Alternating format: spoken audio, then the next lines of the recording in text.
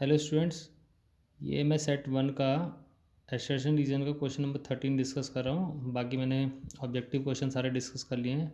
अब देखिए, इसमें जो एसर्शन गिवन है, the work done in taking a unit charge around a close loop of an electric circuit involving cell and resistors, ठीक है ना, in the loop is zero. ये जो एसर्शन है ये रॉन्ग है। देखिए, ये ट्रू नहीं हो सकता है, एसर्शन ही फॉल्स है, क्योंकि जो वर्क डन करना पड़ता है किसी यूनिट चार्ज को, ठीक है, मूव कराने में किसी क्लोज सर्किट में, ठीक है, पूरे क्लोज सर्किट के अराउंड, वो बेसिकली क्या होता है, ईएमएफ के बराबर होता है।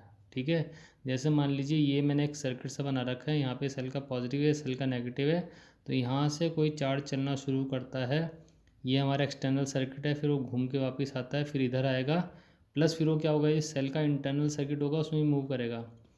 तो जो वर्क डन होता है एक्सटर्नल सर्किट में चार्ज को मूव कराने में जो वर्क डन होता है, प्लस जो इंटरनल सर्किट में चार्ज को मूव कराने में जो वर्क डन होता है, वो किसके बराबर होता है, ईएमएफ के बराबर होता है। और ईएमएफ सीधी सी बात है ज़ीरो नहीं हो सकता, तो वर्क डन भी ज़ीरो नहीं होगा। ठीक है, दैट मीन्स असर्शन तो क्या हो गया हमारा, फॉल्स हो गया।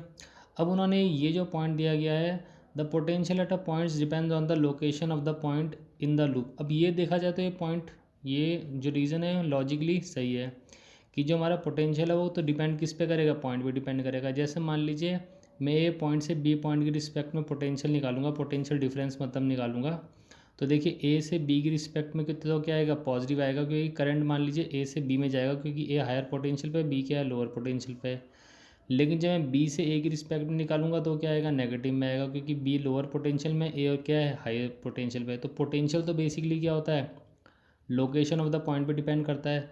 लेकिन अब दिक्कत ये आती है कि हमारे पास कोई ऑप्शन ऐसा होता ही नहीं जिसमें रीज़न हमारा क्या होता है, ट्रू होता है। क्योंकि हमारे पास पहला ऑप्शन होता है कि क्या कहते हैं, असर्शन रीज़न दोनों ही क्या है, सही हैं, और रीज़न जो है क्या है, वो करेक्ट एक्सप्लेनेशन है। दूसरा हमारे पास ऑप्शन रहता है कि असर्शन रीज़न दोनों ही सही है, लेकिन रीज़न जो है उसका करेक्ट, असर्शन का करेक्ट एक्सप्लेनेशन नहीं है। अब तीसरा ऑप्शन हमारे पास ये होता है कि असर्शन हमारा ट्रू है और रीज़न हमारे पास फॉल्स है। अब यहाँ पे असर्शन तो ट्रू है ही नहीं, वो मैंने आपको एक्सप्लेन कर दिया है।